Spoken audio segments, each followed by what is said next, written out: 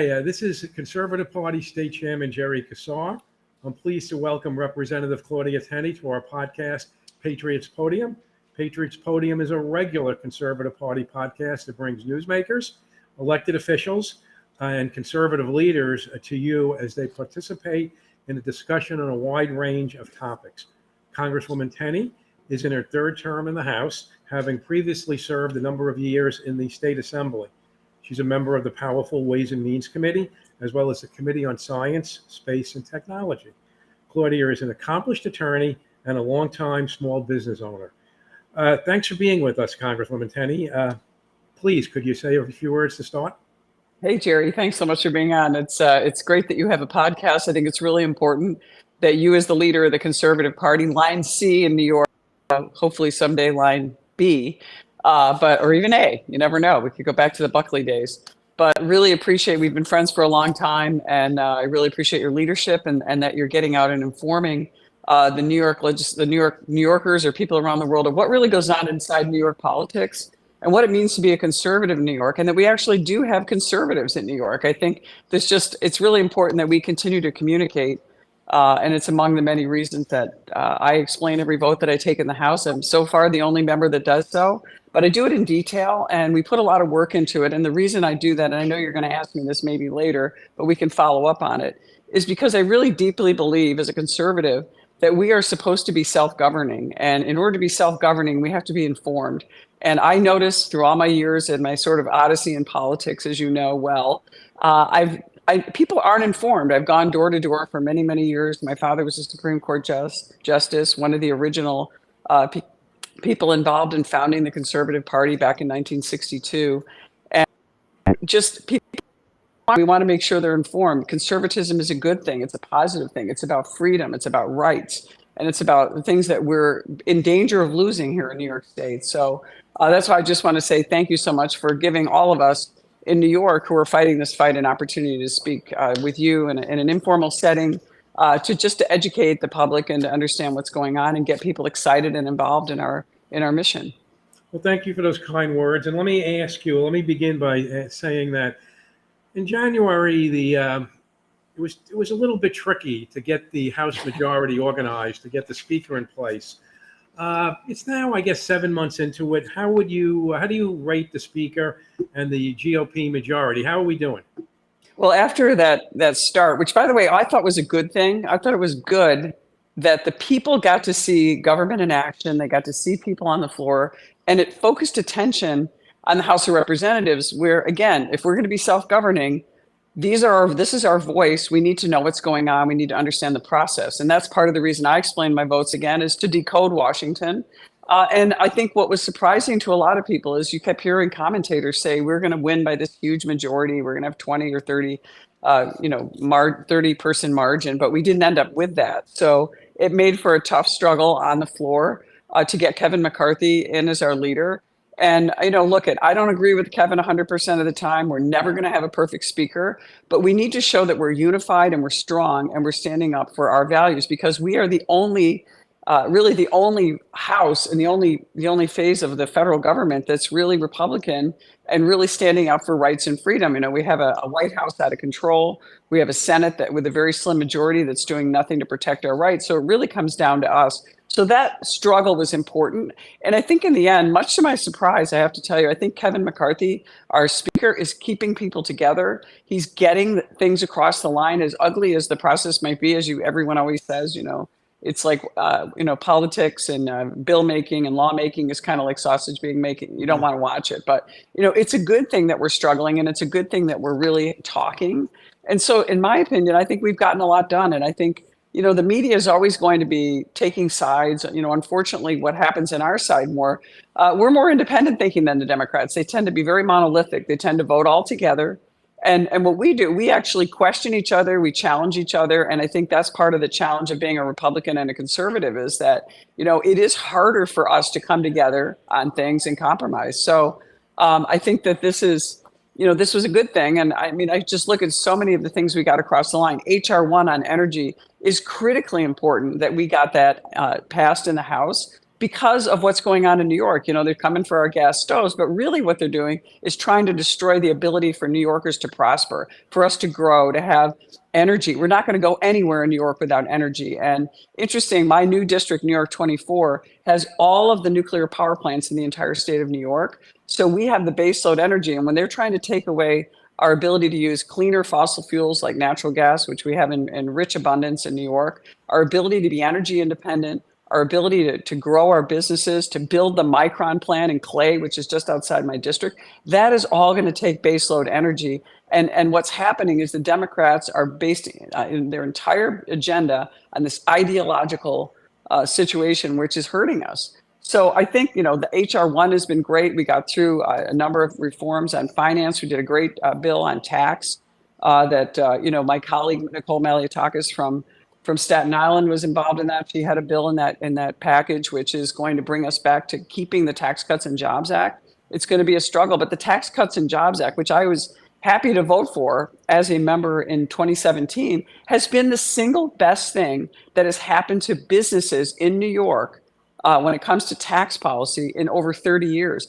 I'm a small business owner. My grandfather founded our business in 1946, and we finally got a break. We got to reinvest. Our employees got a tax cut. 95% of my old district got a tax cut, and 94% of my new district, which is bigger, got a tax cut. So it was a good thing.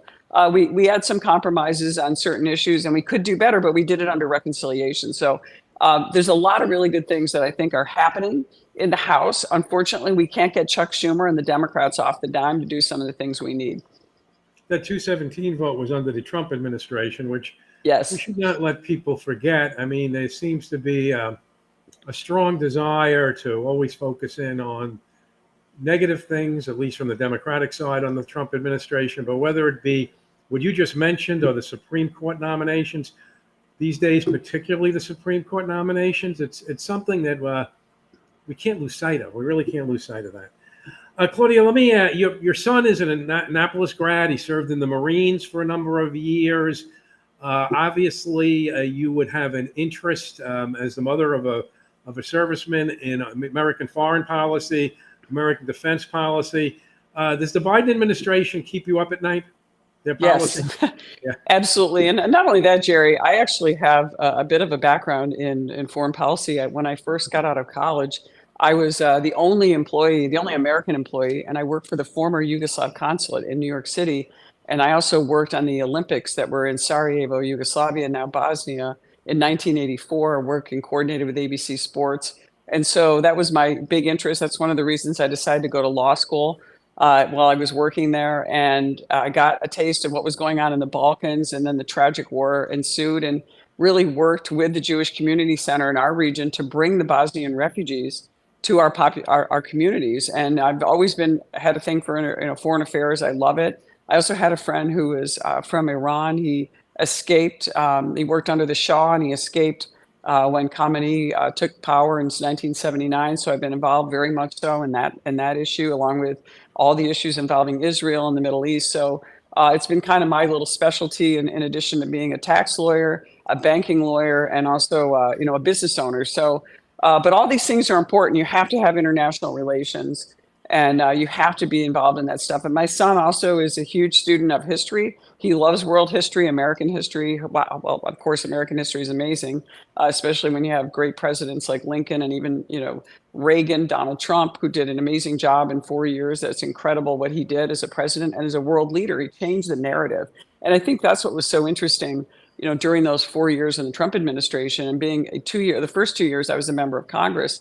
It was fascinating, what Trump was able to accomplish, and never gets credit for it, by the way. Never gets credit for the fact that, he went in and said, we've got an administrative state. And you look at the State Department, the State Department is this huge bureaucratic state that is mostly left-leaning. And, a lot of them are civil service, but a lot of these people just stay on and on. Trump went in and even EPA and a lot of these bureaucratic agencies, and they just have become so powerful that they have really just kind of clouded out the rights of citizens and individuals and what was promised by our Constitution. And so what I think was interesting is Trump went in and said, for every regulation passed, I want to eliminate 2. Well, in the end, the analysis shows that for every regulation passed, Trump administration eliminated 8. So he took the biggest hit at his own agency, his own executive branch, than any president in the history of this country, which is important because I can take us back to when you just mentioned the Supreme Court, and the Supreme Court now just clarifying and making sure that we have a clear separation of powers. We have clear rights between the states and the federal government.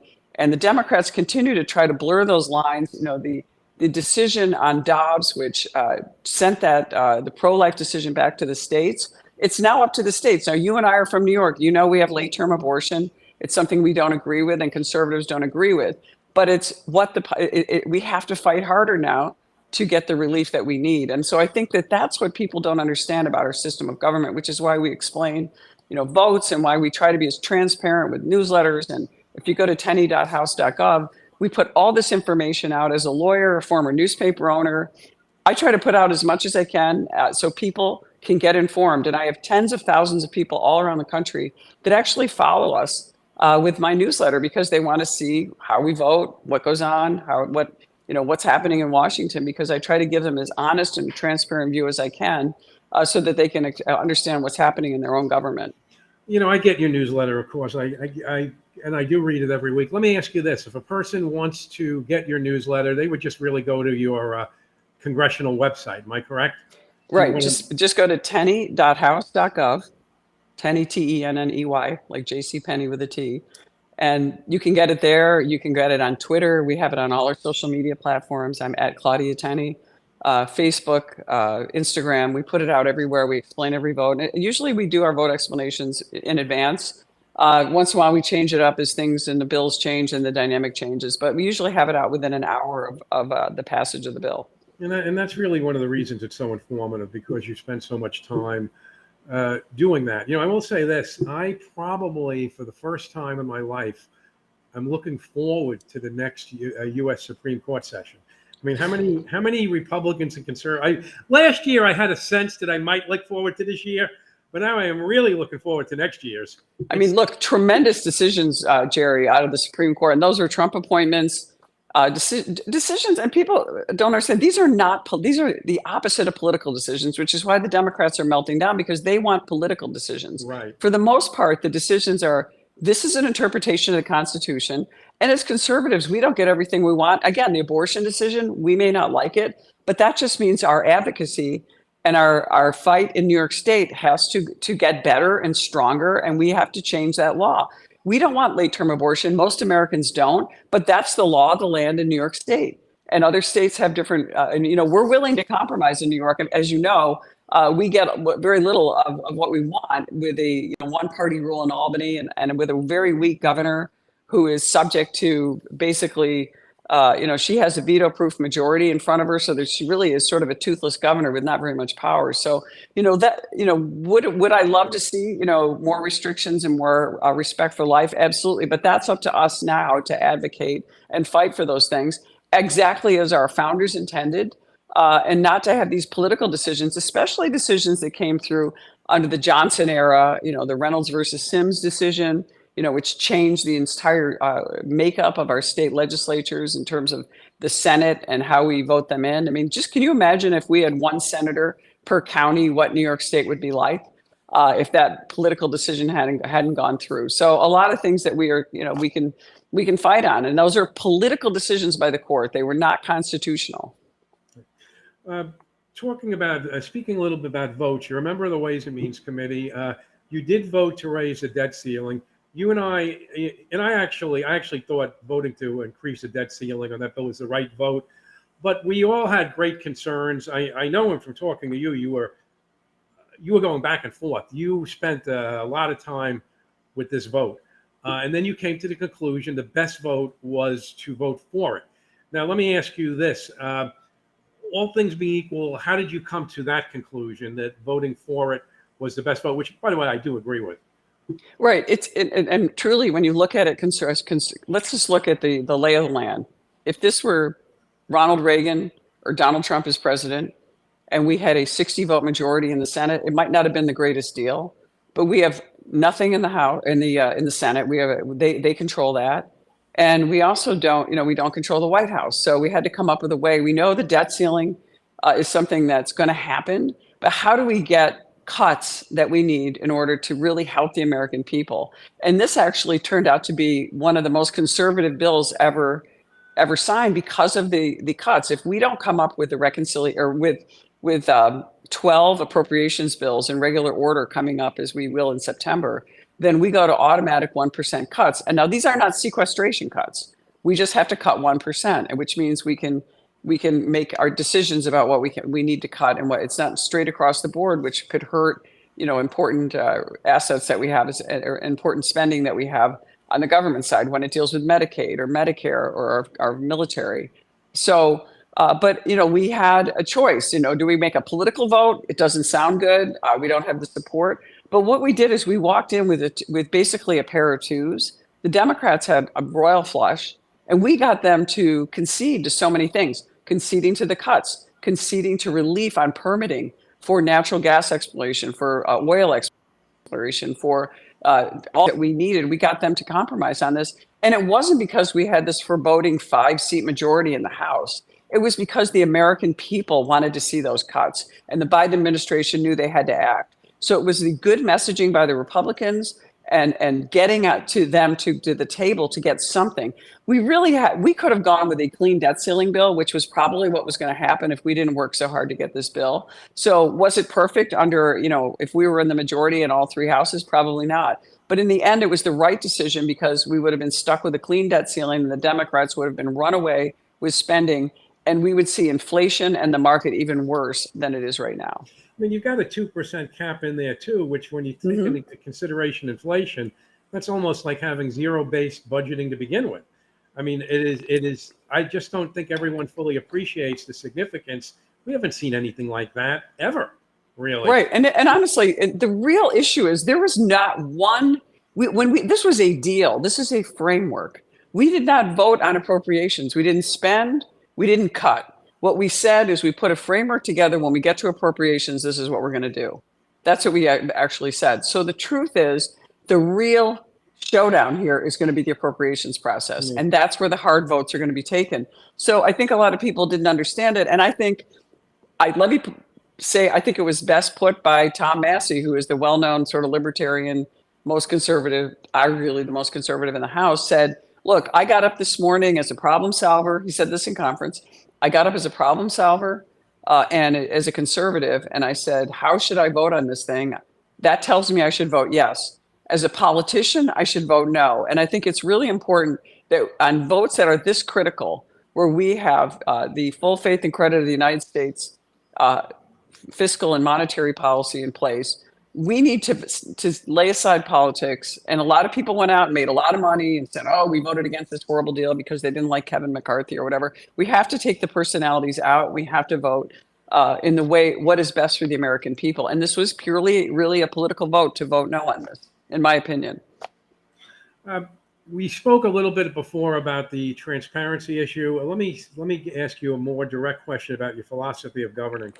It strikes me that you're more of a traditional conservative who believes in the sovereignty of the states over federalism. Yet at the same time, a conversation I had with you only a few months back, you talked about how the House of Representatives was the premier legislative body on earth. So you have a very real historical understanding of the consequences of the United States Congress, but you also see the federal government as being is kind of a unifying body over 50 sovereign states. I'm not trying to put words in your mouth, but is that essentially correct? Well, I mean, it's really simple. It's this separation of powers. It's what our founders conceived. You and I are from one of the original colonies. We were a sovereign state long before the federal government was created. And our founders said we need to come up with a way to have border security for national defense. We need to protect ourselves as colonies. And that's when they came up with the Constitution. And they said, let's have a system of government. And New York was one of the last states to join because they wanted to ensure that New York's sovereignty was intact and that we protected it. And that's one of the things why I believe in the sovereignty of the states and that the federal government has a role and the states have a role, because the founders were worried about self-governance. They were worried about an over-bloated, large federal government, like a huge executive branch that we have in the state of New York, similar to the huge executive branch we have in the federal government. So I look at it, if we're going to be self-governing, and that was what, remember, one of our greatest presidents, Abraham Lincoln, went through one of our most difficult times, the Civil War, and his question was always, can we save the republic? Well, what did he mean by that? He really meant, can we be self-governing? Can we do this? And we're there again because our governments are so large that they're threatening the ability of us to govern ourselves. And that's why my transparency to me is one of the most important aspects of what I do, is making sure that everyone I represent is informed. I may not agree with them on every issue, but at least they're informed, because I want them to be self-governing. I'd love to see every single person who's eligible to vote, who's a citizen, vote in every election, because that would be ideal. That would be ideal self-governance. Obviously, we're not going to have that. We'd love to. But that's where, that's what you have to strive for. Get everyone involved. Everyone needs to be talking about politics, needs to be coming up with compromises, not being afraid to talk to each other. And that's where this kind of authoritarian woke culture is shutting people down for differing views. And that was the opposite of what our founders had learned through all the different government systems they studied. So now here we are in this unique system that is really threatened by wokeness and authoritarianism, and the ability to speak our mind, the ability to have free speech, to think about issues is really what's paramount. And we're not going to be able to do that if we have a government that's so powerful on the federal level or even the state level that drowns out our rights and our ability to really think for ourselves. Just as a side, on that constitutional convention, New York had 3 delegates. 2 walked out, and the last one, Alexander Hamilton, is the one who signed the document, just to show you how iffy the darn thing became. So let's talk a little bit about Governor Hochul and upstate New York. I mean, to me, Governor Hochul and her policies, as well as the Cuomo administration policies, are a major factor in the reasons that New York State is, to some degree, depopulating, particularly as you get, say, west of Albany. What's your view? What's your view of the effect of New York State policy specifically on upstate New York and population? I'm assuming you're not going to tell me it's the weather, that it really has much more to do with New York State government. Claudia? Yeah, well, look, if you like winter and you like the change of seasons, you'll love upstate New York, especially where I live. It's a lot of snow, and we have weather patterns and weather changes, and I want to just say my heart goes out to everyone in my region. One of my staffers was rowing his kayak through one of the streets of downtown Canandaigua yesterday because of the terrible rain. Now, we used to have these 100-year floods. Now, Kathy Hochul's calling them 1,000-year floods. I'm not sure we had data 1,000 years ago. But, this is the unseriousness of the Democrats, and this is all just a political game. And you look at a state like New York, we once had 45 representatives. We're down to 26. We're the Empire State, all these major accomplishments in our state. IBM was founded there, all these great companies. I circle Rochester, New York. We had Xerox, Bausch and Lomb, Kodak, all these great companies, and they've mostly left because of New York's policies. And energy is really one of the most important. It's a huge issue, but also high tech. If you look at the analysis, and I'm on Ways and Means, and we get all this analysis, the number one reason people leave New York State is high taxes. If you look at a migration map, they go other places where it's more affordable to live. The taxes are too high. We don't have opportunities. Our entitlement state is way too high. We don't encourage people to work. We encourage people to wait for their government check, which is unfortunate. My dad came here as a poor, he was born in New Jersey, he came to New York. But in those days, they never felt that they were disadvantaged. You just got to work. You went and worked hard. You did something. You were innovative, and you were encouraged to do that. And I think that the Democrats, instead of doing that hard work of getting people out there, getting them inspired, getting the entrepreneurial spirit, they're just handing everything out to everyone. And I think that unfortunately it's caused this massive outmigration. We've had, losses relative to the rest of the country. And so you see our economy, really struggling. And this energy policy is really dangerous, taking our stoves away. And look, if you look and read the articles on this stupid policy that they're putting through, it was one Cornell professor that captivated them all, who basically got them to vote for taking our gas stoves away, cutting out our ability to explore the natural gas resources that we have, and do responsible gas drilling. All of this is going to come to a terrible, ugly situation for Americans, and especially New Yorkers, if we don't start recognizing where we're going to end up. So I do think the Democrats are dangerous right now. There's no check and balance. Kathy Hochul is just a shill. She, say what you want. You know how much I dislike Governor Cuomo, but at least Governor Cuomo had some strength and some courage, and he went after certain groups. He wasn't afraid to do that, although I disagree with him strongly, and he was corrupt, among other things. But she seems to be just equally as corrupt, but she gets away with it because the news media, caters to her as well. So I don't know. I'm really worried about the future of New York if we don't change something. I'd love to see, we worked with Senator Rob Ord, who's the minority leader. We'd love to see what we could do to get some of those seats back and get us away from this veto-proof majority they have. And we also have, issues. We'd love to grow the assembly and see if we can just chip away at that. And if you're not willing to start that process and go around the state and work and getting young people interested and getting people to understand and want to stay in our beautiful state. I just got back from Minnesota, and although it's very beautiful out there, I mean, I don't know if anything's as beautiful as upstate New York. You just drive along the diversity of the geography, our natural resources. We have water. I have almost all the lakeshore, Lake Ontario. I have the Finger Lakes. I just, living on Oneida Lake now, I just bought a place there right on the lake. I mean, this is just amazing what we have, the resources we have. And while we got this chip plant that's supposed to be built by Micron, if we can't get the energy to build those chips, they're going to end up in a place like Arizona or somewhere. And we just need to have common sense. I mean, it's really just common sense in the end. Well, thank you. Thank you, Congresswoman. Do you have any final words for our audience?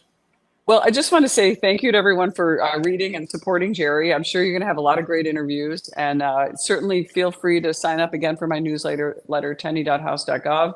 Follow us on Twitter at Claudia Tenney, and follow the Conservative Party and the leadership that they're taking and how critically they are, important they are to really supporting a lot of the Republicans who have conservative values. I mean, we darn near came close to getting Lee Zeldin elected last year. And we should have. And had it not been for some of these loose election laws, we wouldn't be where we are. And if it hadn't been for, the courage of the Conservative Party and so many others to stand up to the gerrymandered districts back in 2022, we wouldn't have 11 members from the state of New York representing us in Congress on the Republican side. So there's a case on that winding its way through. It's why I started the Election Integrity Caucus, to make sure that everyone has the right to vote. And everyone is encouraged to vote, but also that we have free and fair elections, and that we try to make it as transparent as possible. And that's why we will continue to fight that fight. And this is among the many challenges we have, not just for the state of New York, but as we move into the 2024 presidential election campaign, where we need to make sure that we win this election, and we win this election because we are on top of the process that the Democrats always beat us at. They never win on policy, they win on process. And if we can continue to have the policy and the process, we will win in the future, and we will take back these seats in the House, and someday maybe even have a majority in our state legislature again, in either the Senate or possibly the Assembly. Well, thank you, Claudia. And the governor's mansion. Right. Thank you, Claudia, for spending some time with us. The Conservative Party takes pride in your hard work and commitment to conservatism. Thank you, by the way, Katie Mohan, who's not on right now, but with Andrew Davis, they produced this podcast and have been doing a very good job. And to our audience, we appreciate you tuning in on each week. On our next episode, we will be joined by Tom King, the president of the New York State Rifle and Pistol Association.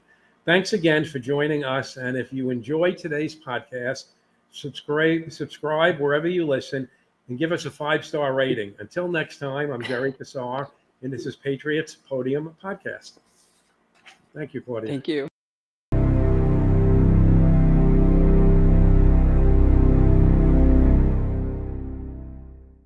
Very good. Hey, thank you, Claudia. That was very good. Yeah, thanks, Jerry. That was fun.